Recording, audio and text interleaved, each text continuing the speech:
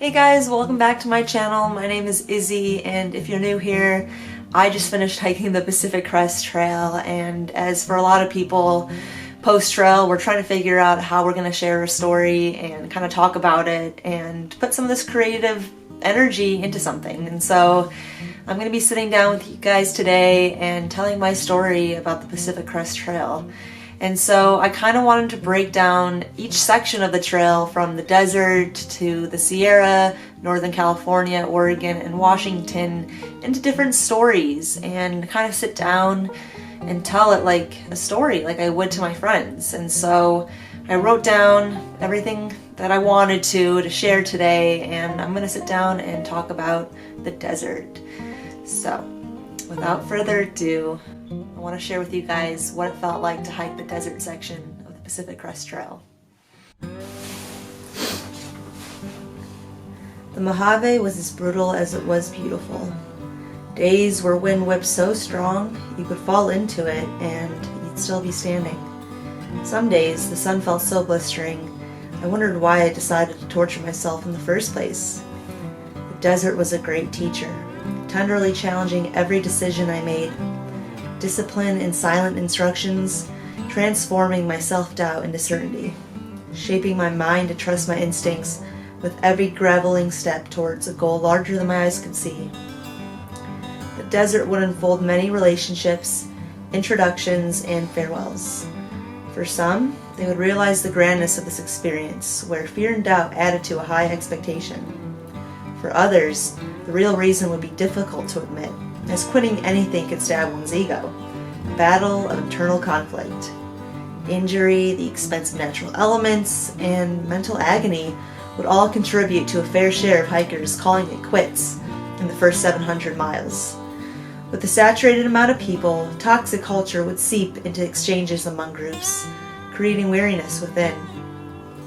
But for me, I felt free, broken down, and renewed to regain control of my life. The beginning of the Pacific Crest Trail felt like initiation for what was to come. There were many traditions, from trail magic and trail angels to obligatory stops along the way. Southern California felt very social.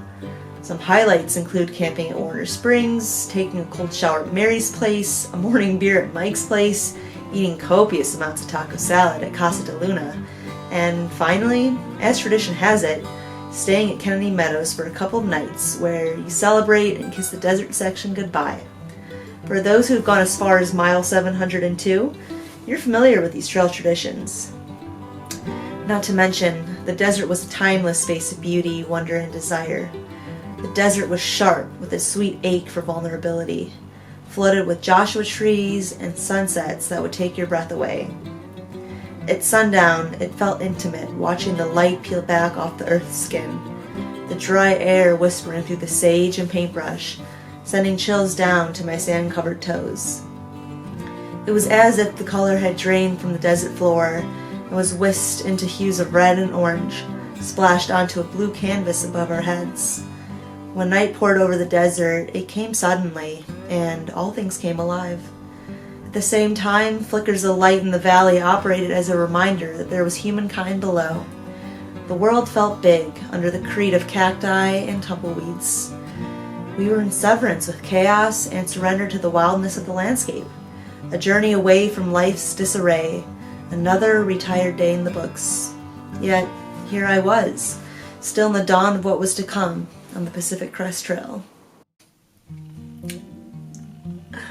Oh, that was so hard to read. I hope you guys enjoyed. I just felt like, when you come off trail, it's hard to put it into words, like what it was, what it felt like. I mean, it was 5 months and 8 days of my life, and being able to share that is really special, and I'm really glad I get to kind of put into a creative outlet what it meant to me.